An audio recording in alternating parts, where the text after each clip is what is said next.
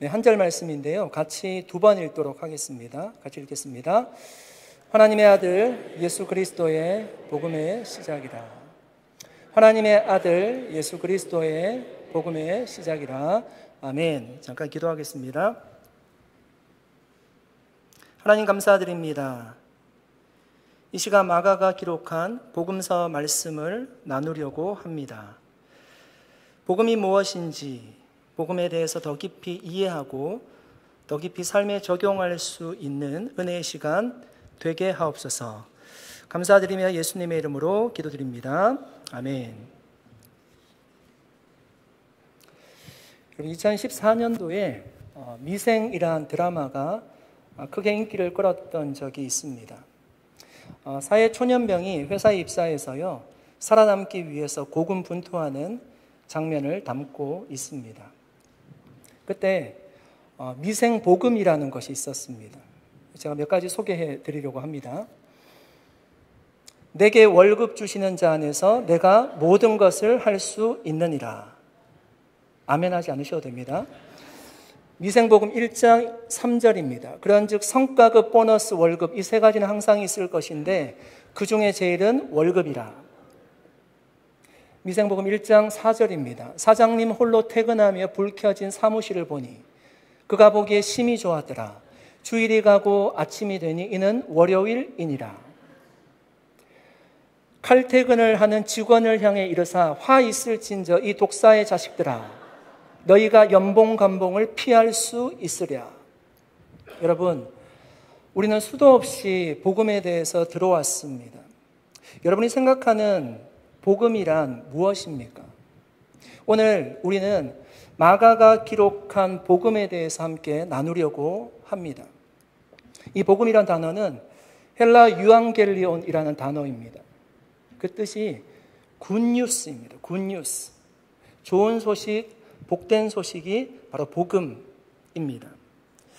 마가가 기록한, 마가가 알려주고자 한 그 복음, 좋은 소식, 그 복된 소식은 어떤 소식일까요? 1절 말씀 한번 읽어보겠습니다.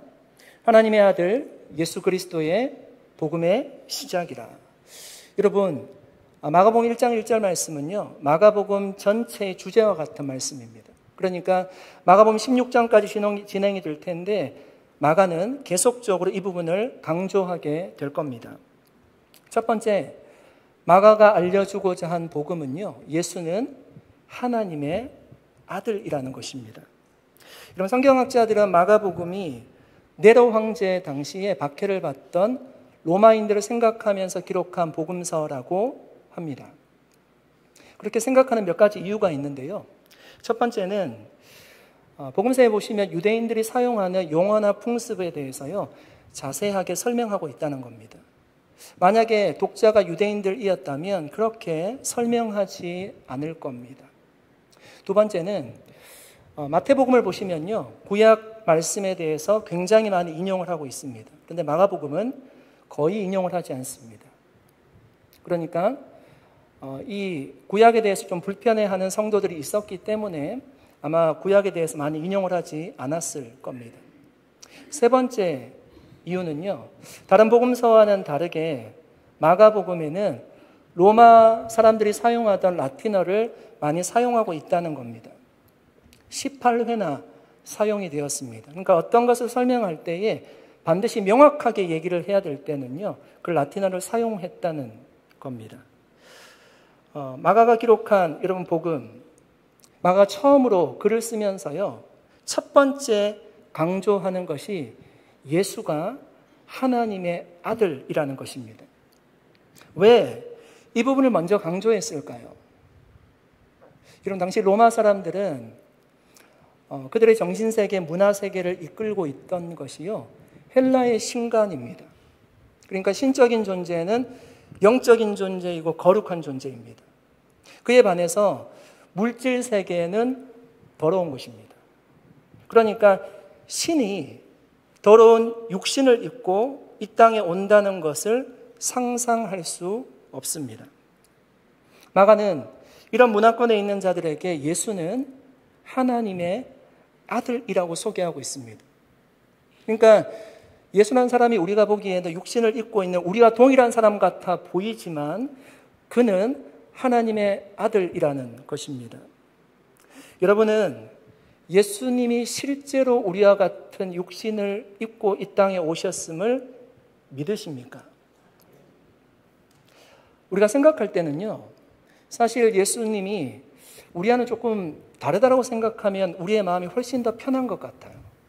그러니까 그분은 하나님의 아들이시면 뭔가 우리와 다른 육신을 가지고 계신다라고 생각하는 것이 우리에게는 훨씬 더 편한 것 같습니다. 여러분, 예수님 당시에도요, 예수님 이제 사후에 그때도 예수님이 육신을 입고 왔다는 것을 부인하는 사람들이 굉장히 많이 있었습니다. 그래서 사도 요한은 얘기하는 겁니다. 그가 육체로 오신 것을 시인하는 자마다 하나님께 속한 자요.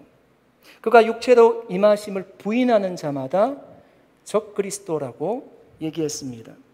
그래서 여러분, 복음서 저자들은요, 예수님이 육신을 입고 이 땅에 오셨다는 사실을 복음서에서 계속적으로 기록하고 있습니다.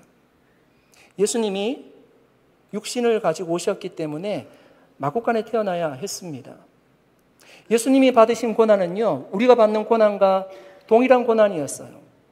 십자가에 달려 돌아가셨습니다. 실제로 고통을 받으셨죠. 예수님이 느끼는 그 감정은요, 우리가 느끼는 감정과 다르지 않았습니다. 배가 고프면 식사를 하셨고, 피곤하면 잠을 주무셨고, 나사로 무덤 앞에 가서는 친구 나사로야라고 부르시면서요, 굉장히 슬퍼하셨습니다. 예루살렘 입성했을 때는 그 많은 사람들이 목 잡는 양과 같이 보여서요, 긍휼히 여기는 마음을 가지고 계셨습니다. 이런 모습을 볼 때 예수님은 전형적인 우리와 같은 인성을 가진 사람입니다. 그랬기 때문에 로마의 배경을 가지고 있던 사람들이 이해할 때는요, 그가 하나님의 아들이라고 이해하는 것이 아마 굉장히 어려웠을 겁니다. 그러나 마가는 복음서를 기록하면서 제일 먼저 담대하게 선포하고 있습니다. 그가 우리와 같은 육신을 입고 있지만 그는 하나님의 아들이었다는 것입니다. 사랑하는 여러분, 여러분은 예수가 하나님의 아들이심을 믿으십니까? 예수님이 여러분 가이사랴 빌립보에 가셔서요, 제자들에게 물으셨습니다. 사람들이 인자를 누구라 하느냐? 여기서 인자는 예수님 자신을 얘기하는 겁니다. 그때 제자들이 대답합니다. 예수님, 어떤 사람은 엘리야라고 대답합니다. 어떤 사람은 세례 요한이라고 얘기하는 사람도 있습니다. 어떤 사람은 예레미야나 선지자 중에 한 사람이라고 얘기합니다.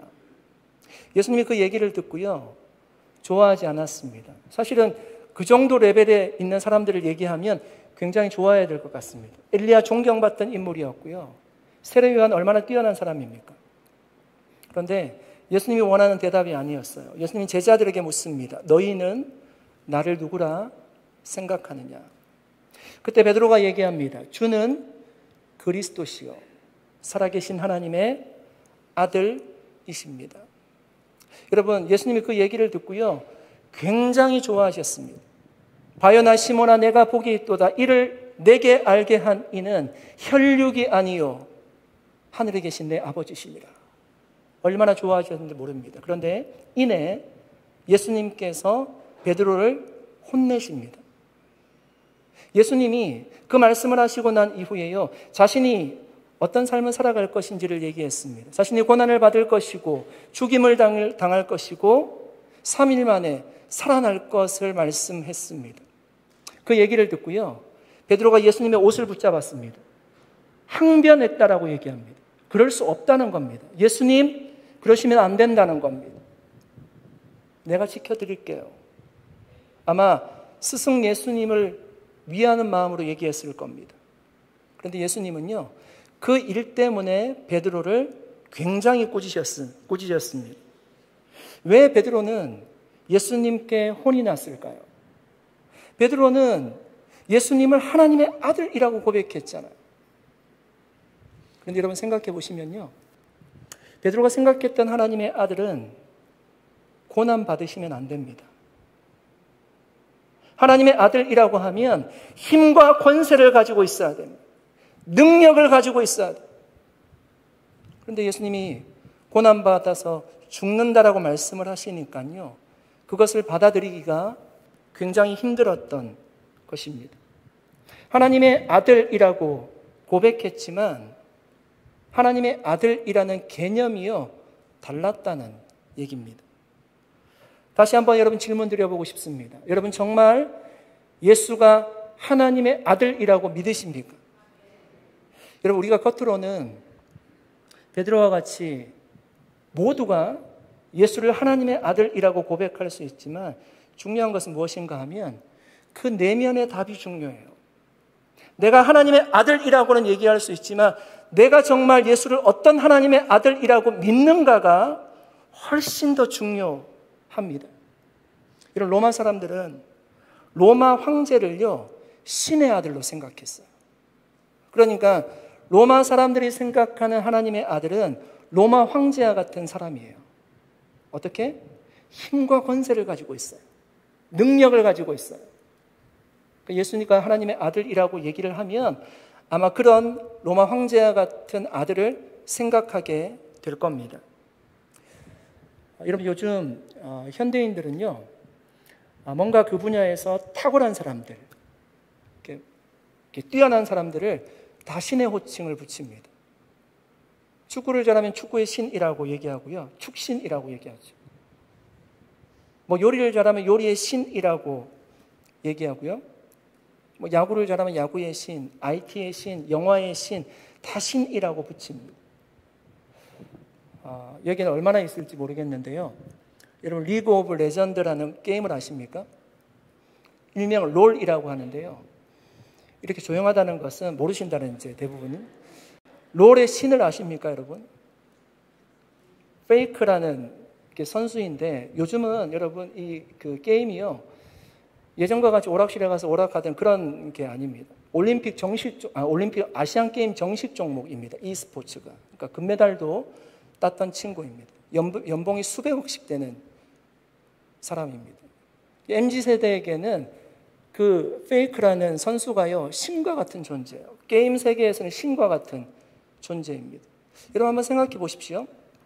이런 시대를 살아가는 사람들에게 예수가 하나님의 아들이라고 하는 의미가요, 어떻게 다가올까요?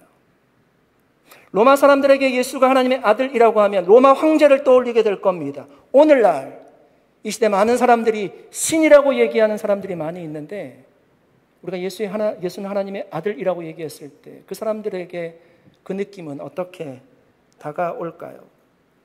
뭔가 우리보다 더 뛰어난 사람, 뭔가 우리보다 월등한 사람을 지칭하는 용어는 아닐까요? 마가가 얘기하는 하나님의 아들은 누군가보다 조금 더 뛰어난 사람을 얘기하는 것이 아니에요. 그분은 하나님의 하나밖에 없는 독생자 아들이라는 것입니다. 하나님의 유일한 아들이라는 것입니다. 사도 요한에 의하면 여러분 태초에 그 아들은 하나님과 함께 계셨대요. 그게 무슨 의미인가 하면 그분은 창조되신 분이 아니라는 거예요. 그분은 하나님이시라는 거예요. 아들 하나님이시라는 겁니다. 예수님이 말씀하셨습니다. 아버지와 나는 하나이니라. 본인이 하나님이라고 선포하는 거죠. 사랑하는 여러분, 우리의 신앙은 바로 예수가 유일한 하나님의 아들이심을 믿는 것에서부터 시작합니다. 예수가 하나님의 유일한 아들이시기 때문에 그분만이 우리의 유일한 구원자가 될 수 있다는 것입니다. 예수께서 이르시되 내가 곧 길이요 진리요 생명이니 나로 말미암지 않고는 아버지께로 올 자가 없느니라. 여러분, 우리는 다문화 시대에 살아가고 있습니다.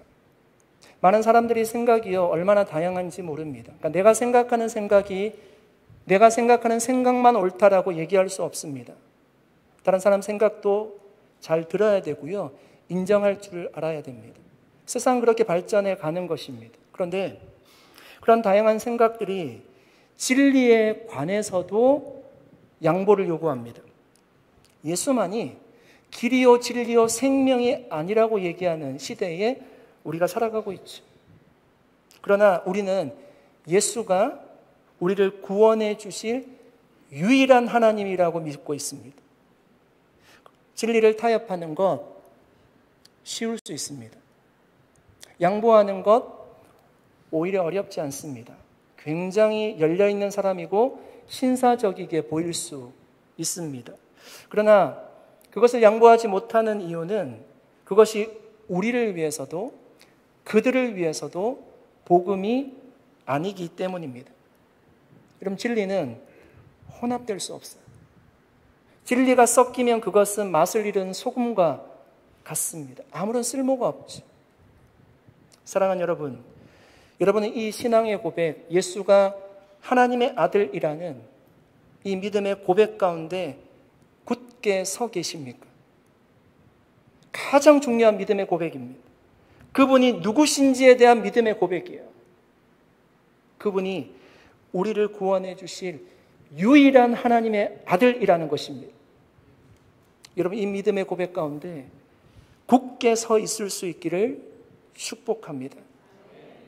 그것이 정말 저와 여러분의 신앙의 뿌리를 견고하게 붙잡아주게 될 것입니다. 두 번째 마가가 알려주고자 하는 복음은요, 예수가 그리스도라는 것입니다. 이런 마리아가 예수님을 임신했을 때요, 가브리엘 천사가 그의 남편 될 요셉에게 찾아오지요. 가브리엘 천사가 알려주었습니다. 그 아들을 예수라고 하라는 것입니다. 아들의 이름을 알려주었습니다.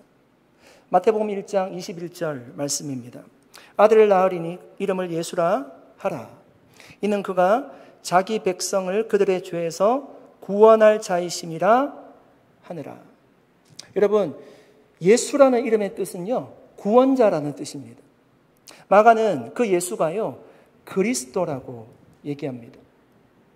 그리스도는 헬라 크리스토스라는 단어인데요, 그 뜻이 기름 부음을 받은 자라는 뜻입니다. 우리가 아는 히브리어 용어는 메시아라는 단어입니다. 기름 부음을 받았다는 것은 하나님이 특별하게 세우셨다는 겁니다. 어떤 특별한 목적과 사명을 위해서요, 하나님이 세우셨다는 것이 기름 부음을 받았다는 의미입니다. 여러분, 구약시대 때 하나님이 기름 부음을 해서 세웠던 이 직분들이 있습니다. 왕, 제사장, 선지자였어요. 이 직분들이 얼마나 중요한 직분이었으면 하나님이 기름 부어 세우셨다는 겁니다. 그런데 구약에 있었던 왕, 선지자, 제사장들은 다 연약한 인간들이었어요. 그러니까 그 직분을 감당함에 있어서 완벽하지 못했습니다. 그 왕, 선지자, 제사장이 보여주는 것이 무엇인가 하면 장차 올 메시아 그리스도의 그림자에 불과하다는 것입니다. 예수님이 오셔서 메시아 그리스도로 오셔서 이 세 가지 직분, 왕, 선지자, 제사장의 직분을 감당하기 위해서 오셨다는 겁니다. 여러분, 예수님은 선지자로서 우리에게 하나님의 말씀을 가르쳐 주셨습니다. 지금도 가르쳐 주고 계십니다. 제사장으로서 그가 대제사장이 되어서 자신의 몸을 제물 삼아서 십자가에 달려 돌아가셨습니다. 구원을 성취하셨습니다. 왕으로서 우리 한 사람 한 사람을 구원해 주셨습니다. 지금도 여전히 하나님은 우리를 통치하고 계시죠. 여러분, 우리가 사도신경을 외울 때마다 우리는 예수가 그리스도라고 고백합니다. 그 외아들 우리 주 예수 그리스도를 믿사오니. 마태는 여러분 족보를 기록하면서 마태복음 1장 1절에서 얘기합니다. 아브라함과 다윗의 자손 예수 그리스도의 계보라. 뭐라고요? 예수가 그리스도라는 것입니다. 베드로가 여러분 성전에 기도하러 올라갔습니다. 기도하러 올라갈 때 성전 미문이라는 곳에서요, 나면서 못 걷게 된 자를 만났습니다. 그가 돈을 구했지만 베드로가 얘기합니다. 나사렛 예수 그리스도의 이름으로 일어나 걸으라. 예수가 그리스도라고 얘기합니다. 바울은 로마서 5장에서요, 한 사람의 비유를 들고 있어요. 한 사람 아담의 범죄로 말미암아 모든 사람들이 다 죄인이 된 것 같이 한 사람 예수 그리스도의 순종으로 말미암아 우리가 의인이 되었다는 겁니다. 예수가 그리스도라고 얘기하죠. 이런 성경 곳곳에서 예수 그리스도가 한 단어처럼 사용되고 있습니다. 여러분, 예수님의 이름이 예수 그리스도인가요? 오늘날 선교사님이 유치부에서 설교를 하고 있었습니다. 그런데 설교 도중에 한 아이가 손을 들고 질문을 했습니다. 선교사님, 하나님하고 예수님하고 부자지간이지요? 그렇지? 그런데 하나님은 하시고 예수님은 예신데 어떻게 부자지간입니까? 라고 물었습니다. 선교사님이 굉장히 난처해했습니다. 이게 어떻게 답을 하지? 굉장히 난처해하고 있는데 질문을 했던 그 아이의 뒤에 있던 여자아이가 뒤통수를 치면서 얘기했습니다. 야, 서양 사람들은 성이 뒤에 붙잖아. 하나님, 예수님 다 님씨잖아. 여러분, 예수님의 이름과 성이 예수님인가요? 예수님의 이름과 성이 예수 그리스도이신가요? 아닙니다. 예수가 이름이고요. 가브리엘 천사가 알려주었습니다. 그리스도는 그의 직분입니다. 예수님이 그리스도 메시아로 오셔서 왕과 같이, 선지자와 같이, 제사장과 같이 사역을 하신다는 것입니다. 사랑하는 여러분, 여러분 예수가 그리스도이심을 믿으십니까? 마가는 예수가 하나님의 아들이시고 예수가 그리스도이심을 믿는 것이요 복음의 시작이라고 하고 있습니다. 여기엔 그런 분이 없겠지만 우리가 예수를 하나님의 아들로 예수를 그리스도로 고백하지 못하고 있다면 우리는 아직 복음을 시작하지 못한 것입니다. 이런 복음의 시작은 우리가 주일날 교회에 열심히 오는 것으로 시작하는 것이 아니에요. 복음의 시작은 교회에 열심히 봉사하는 것부터 시작하는 것이 아닙니다. 복음의 시작이 교회에 열심히 헌금을 드리는 것이 복음의 시작이 아닙니다. 복음의 시작은 예수가 하나님의 아들이시고 예수가 그리스도이심을 믿는 것에서부터 시작한다는 것입니다. 복음은 굿뉴스, 좋은 소식이, 기쁜 소식입니다. 저는 여러분에게 한번 질문하고 싶습니다. 여러분, 지금도 여러분에게 복음이 굿뉴스이십니까? 좋은 소식입니까? 기쁜 소식입니까? 어느 날 길을 가던 목사님이 감동적인 모습을 발견했습니다. 어떤 사람이 트럭에서 땅콩을 팔고 있는데요. 복음 땅콩이라고 적혀 있었습니다. 목사님이 이게 격려해 드리고 싶어서 가까이 가서 땅콩 한 봉지를 사서요. 질문했습니다. 어느 교회 다니시는지요? 참 신앙이 좋은 것 같아 보입니다. 그러자 그는 어색한 웃음을 지으면서요. 답을 하지 않았습니다. 목사님이 다시 한번 물었습니다. 참 멋지게 신앙생활 하시는 분이시군요. 신앙생활이 참 즐거우신가 봅니다. 그러자 그가 대답했습니다. 저는 교회에 다니지 않는데요. 목사님이 깜짝 놀랐습니다. 아니, 복음 땅콩을 파시는 분이 어떻게 교회에 다니지 않느냐고.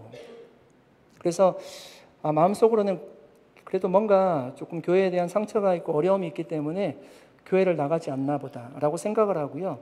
집에 가려고 돌아서서 이제 걸어갔습니다. 그러다가 다시 한번 트럭을 이렇게 보았습니다. 그러니까 이렇게 적혀 있는 겁니다. 복음 땅콩이 아니라 볶음 땅콩 이렇게 적혀 있는 겁니다. 여러분, 땅콩 장사에게 복음이 뭘까요? 땅콩이 잘 팔리는 것이 복음일 겁니다.